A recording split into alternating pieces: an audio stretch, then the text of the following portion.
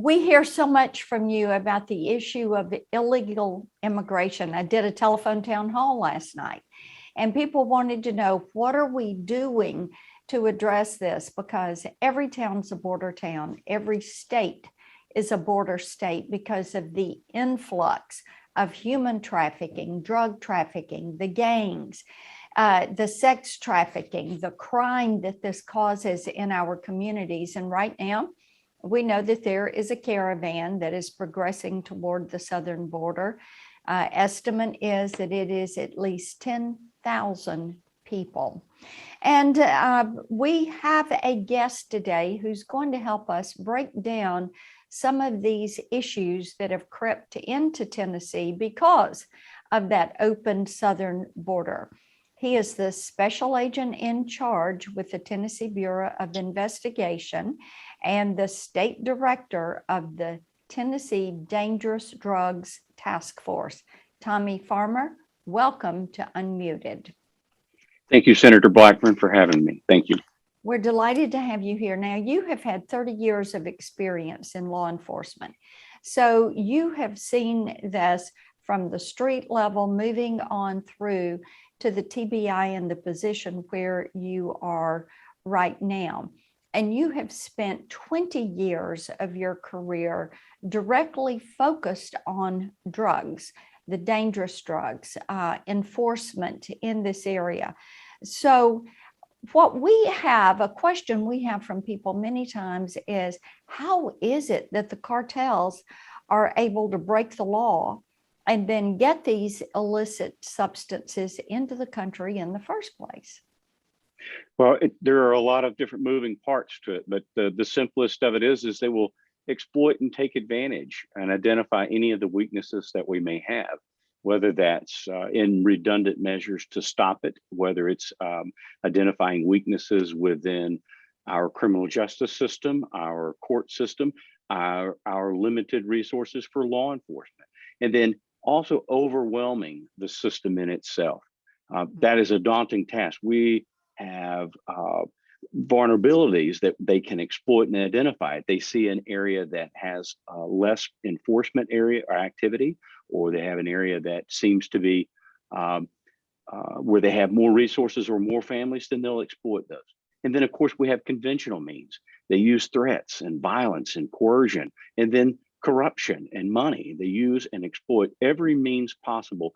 And then one that we don't often think about is just simply taking advantage and threatening even those individuals that they put into slave services for them. Some of those individuals that may be coming in and trying to get across the border, they're going to come in and pay a price. They're going to owe somebody, and that may be exploited upon them to continue paying that debt, even once they get into the United States, and then the threat is held over them against their families back into the areas that they came from. And I think that is so dangerous. You mentioned the enslavement aspect of this, which is so horrific.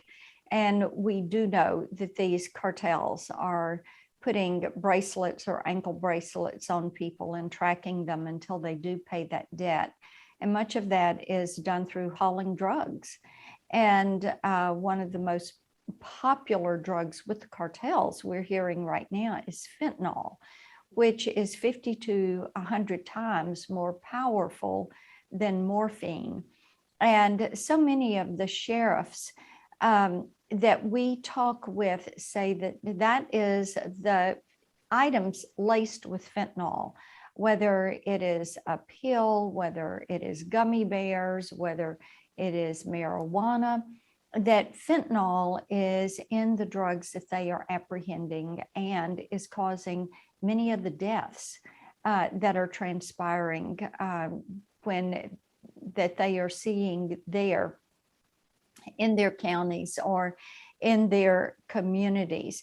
So why is it that the cartels have set up these networks with the fentanyl, and how is it that they're lacing this into just about everything? Well, the fentanyl it's the driving force right now. There's no question about it. And again, because of what we're talking about, where you described 50 to 100 times more powerful than morphine. And those are general descriptions. And we are very often now seeing analogs of fentanyl that far exceed that measure. Now we're seeing it 1,000 to 10,000 times more powerful than morphine. And so we also have to wrap our heads around thinking of the unit of measurement that we consider illicit drugs. And most of the time we think of cocaine or methamphetamine measured in a gram, and that's about the size of a sugar pack. But when we're talking about fentanyl, we're talking about something that's measured in micrograms. And so there would be about 1 million micrograms per 1 gram. So something that where we have a better opportunity and ability to detect something coming across in larger quantities in bulk. And unfortunately, this is something that could be smuggled over in grams, but yet have the same potential as hundreds and hundreds of kilos of heroin. Second part to that is it can be, as you indicated, it's so incredibly strong in microscopic amounts. So it takes just a very little bit. It could be simply the something that would fit on the size of a pin if it was an acetyl or one of those analogs of fentanyl. Two, what also happens, Senator, as you know, is when they change that molecular structure or that chemical structure of it just so slightly, then it triggers a whole event from the system where we have to catch back up to it. One, identify it. Two, see what the potential harms. Three, we may have mechanisms to move for a controlled substance by rule, but then as you well know, once that is in place, we have to bring it back to the legislature to codify it within 1 year to make sure that that piece of legislation stands. So these drugs are, and because they're so powerful, they are being used as an adulterant into cocaine, into methamphetamine, and we have confirmed marijuana and some other things like that. It can be used into any, because the ultimate goal here is impairment and a high, and money. Money is the real trigger. Yes, and talking about money as that trigger, one of the things we have heard is that the cartels have basically set up distribution centers on US soil, and they have picked out cities and towns where they kind of have their operational hubs, whether it's for the gangs, the drug trafficking, the sex trafficking. How are you all tracking these hubs and centers of activity? The centers and hubs and the use of that is not a new method. That's an old established way of where they may get a foothold into a particular community. Of early years, the cocaine days of the 80s, they would exploit the population or the commerce that may be wrapped around lower Florida, southern Florida areas. And then as that's moved, Atlanta had become, and still remains a major hub for methamphetamine. And then that moves across the country. So they're going to go into those existing areas that they've identified that they can exploit, or that they've identified some type of weakness, or they have just an established industry where they can go in and use that established industry as cover. And then that's also leveraging those resources, whether the resources are those family members that owe them, and they still have heavy families back into those countries, again, going back and exploiting them, using those threats and violence. And those are areas that they can, major population hubs, they can operate with a little bit of insulation and hopefully going a little bit less detected. Yeah, well, as I said at the top of our segment, every town's a border town, every state's a border state, because of this open border situation. So how have you in Tennessee seen increased activity over the past year? And how does that manifest itself on our streets in our state? Well, a couple of different ways, Senator. Unfortunately, we can tell you, even from the meth days where we were looking at battling the scourge of methamphetamine with meth labs that were domestic and clandestine across our states, those numbers have dwindled to almost nothing. However, it's being replaced with much more powerful methamphetamine, and we can trigger what's the availability of the methamphetamine on our streets by the many variables, such as the street market or the value of it, crime, and those go hand in hand. And I can tell you that coming into our crime labs from seizures from law enforcement across our state, methamphetamine is absolutely at the top of that realm, and that methamphetamine is being smuggled in from foreign sources, predominantly our southern border. Also fentanyl, and the majority, fentanyl is probably the driving force that I would say has the most impactful in terms of overdoses. And that's being adulterated into cocaine, into other substances.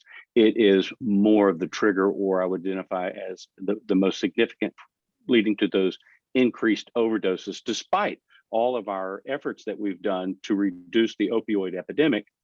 And again, the fentanyl, as we know from our federal sources and our intelligence sources, may be originating formula changed up, the analog developed in other sources such as China or other markets coming into Mexico, and then either pressed into a pill form in Mexico, or adulterated directly into heroin, or simply coming across as bulk fentanyl. We're seeing a lot of that. And then those drug trafficking organizations maximizing the profits within the United States to distribute and exploit those already established DTOs or drug trafficking organizations. And then they'll get those out across. But it's just another level. You have redundant means for which we need to identify these and to stop it. Yes, and we also hear about the human trafficking, sex trafficking element that is wrapped into this. And many of our human trafficking organizations, NAHT and Slavery Tennessee, have talked about the uptick that they have seen in the human trafficking, which is such a sad. The effects of this are just so incredibly sad with all of this trafficking. Well, thank you so much for joining us today. I appreciate it and am grateful for your hard work. And you can follow Tommy's work at TB Investigation. That's where you'll find him on Twitter. I encourage you to keep up with him. And of course, you're going to find me at Marsha Blackburn or at blackburn.senate.gov. Thank you so much, Tommy Farmer, for joining us today. Thank you, Senator Blackburn.